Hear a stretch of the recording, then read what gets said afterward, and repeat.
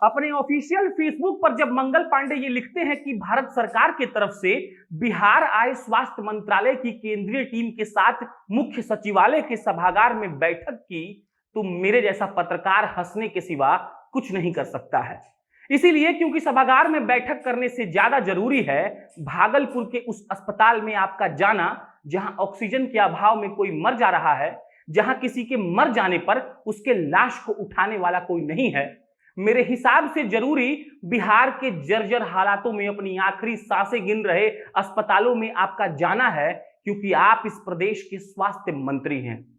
Facebook पर गमछा लपेटकर DP लगाने से कोई राजनीतिज्ञ नहीं बनता और मास्क पहनकर लोगों को संदेश देने से बेहतर है जमीन पर उतरकर उनकी सेवा करना।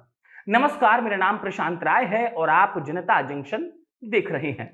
आमतौर पर मुझे आदत नहीं है मैं किसी के नेता के फेसबुक पर लिखे गए बातों का विश्लेषण करूं, लेकिन जब नेता ही फेसबुक पर लिखते हैं जमीन पर नजर आते ही नहीं है तो मजबूरी में उनके फेसबुक पर ही तंज करना पड़ता है।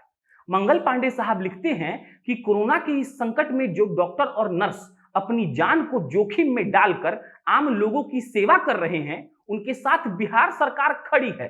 अरे सर, एक बात बताइए, उन 5 डॉक्टरों की मृत्यु पर ट्वीट करने से बेहतर है कि आप उनको बढ़िया पीपीई किट प्रोवाइड करवा दें।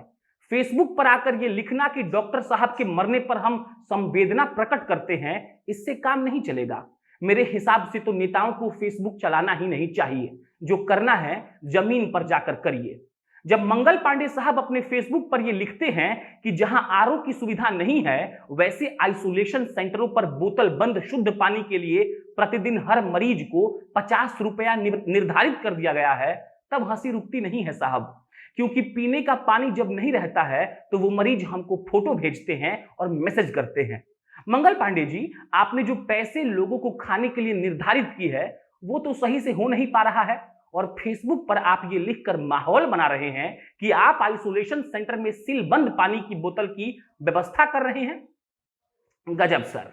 सर सुनिए ना, जब आपके फेसबुक हैंडलर ये लिखते हैं कि नरेंद्र मोदी की सरकार बिहार के लोगों के साथ खड़ी है तो आप पर फिर हंसी आती है और गुस्सा भी, कि हमारे प्रदेश का स्वास्थ्य मंत्री ये लिख रहा है कि केंद्र सरकार ने 264 वेंटिलेटर बिहार सरकार को दिया है, और ये भी लिखते हैं आप कि इससे पहले भी 100 वेंटिलेटर केंद्र सरकार ने हमको दिया था।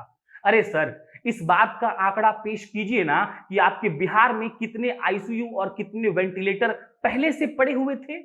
और ये आंकड़ा आप अगर नहीं देने की हालत में है ना तो फेसबुक पर पोस्ट करना बंद कर दीजिए, क्योंकि सवाल आपसे ये भी है कि सर ये कोरोना आ गया तो केंद्र सरकार ने दे दिया, कोरोना के ना रहते हुए भी कितने बिहारी इसके अभाव में मर जाते हैं और आप सिर्फ नाम के स्वास्थ्य मंत्री कहलाते हैं। अपने फेसबुक पोस्ट में जब आप ये लिखते हैं कि बिहार में लगभग 4 लाख से ज्यादा टेस्ट कर लिए गए हैं, जब आप इसका आंकड़ा पेश करते हैं कि बिहार में इतने मरीज ठीक हो गए हैं, तो पांडे सर आप शायद ये भूल जाते हैं बताना कि आपकी उन अस्पतालों से कई लड़कियां, कई औरतें, कई बुजुर्ग गाली सुनकर भी वापस आते हैं, क्योंकि उनके पास कोई बड़ा लिंक नहीं है। उनका जांच सिर्फ इसलिए नहीं होता है क्योंकि वो गरीब हैं। क्या सर, चुनाव के आते ही आप नेताओं का फेसबुक पोस्ट का फ्रीक्वेंसी इतना बढ़ क्यों जाता है? क्यों आप लोग अपने बड़े नेताओं के चेहरों के साथ पोस्टर और फ्लेक्स लगाने लगते हैं? आपकी पार्टी तो सबका साथ सबका विकास के नारे के साथ चुनाव लड़ती है, फिर आप सिर्फ फेसबुक और उस पर पोस्टर के नाम पर चुनाव क्यों लड़ रहे हैं? एक तो आपकी पार्टी वर्चुअल रैली में लगी हुई है, दूसरी तरफ आप फेसबुक पर पोस्ट कर रहे हैं, और तीसरी तरफ बिहार की जनता ये उम्मीद लगाए बैठी है कि स्वास्थ्य मंत्री कभी तो आएंगे। उन्हें क्या पता कि स्वास्थ्य मंत्री साहब गमछा लपेटकर फेसबुक पर मार्क जुकरबर्ग के साथ मीटिंग कर रहे हैं। सर, आप तो क्रिकेट के खिलाड़ी रह चुके हैं, अपनी टीम के कैप्टन भी थे, टीम का नाम था सनी क्रिकेट क्लब, और हमने तो सुना है कि क्रिकेट का खिलाड़ी टीम वर्क में विश्वास रखता है। आपके पास टीम वर्क करने की शैली क्यों नहीं है सर? जब रोज आप ये ट्वीट करते हैं और फेसबुक पर लिखते हैं कि कितने लोगों को कोरोना हुआ, उस वक्त क्या आप ये पता करते हैं कि कितने लोग इसी बिहार में बिना फर्स्ट एड के रोज सो जाते हैं? साल 2000 में जब आप भारतीय जनता युवा मोर्चा के राज्य प्रमुख बने थे बिहार के, तो लालू प्रसाद यादव के खिलाफ आपने एक मुहिम चलाई थी, जवाब दो हिसाब दो। सर, आपसे जवाब कौन मांगेगा और आप किसको हिसाब देना चाहेंगे? क्योंकि आपका सारा हिसाब किताब तो सोशल मीडिया के साइट पर हो रहा है। इस बात का हिसाब कौन देगा कि आप अपने कार्यकर्ताओं को इस वक्त वोट के लिए क्यों संबोधित कर रहे हैं? आप तो ये कह रहे हैं कि पूरा बिहार आपका है और आप समग्र बिहार का विकास चाहते हैं। लेकिन सर, समग्र बिहार का कोरोना जांच आप क्यों नहीं करवा रहे हैं? समग्र बिहार के हर जिलों के सरकारी अस्पतालों की हालत इतनी खस्ता क्यों है? अरे सर, आप तो ट्वीट उठाकर छाप देते हैं।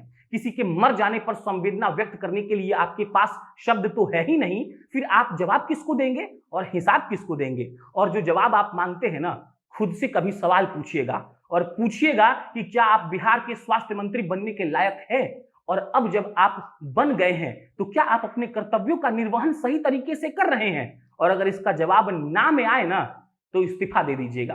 बाकी सब बढ़िया है, चुनाव जल्दी करवाइए। बिना चुनाव के आपको और आपके समर्थकों को मजा नहीं आ रहा होगा। ये आज का कटाक्ष था, कैसा लगा कमेंट बॉक्स में लिखकर बता दीजिएगा। अब अंततः मेरा नाम प्रशांत राय है, आप जनता जंक्शन देख रहे थे। बहुत बहुत धन्यवाद।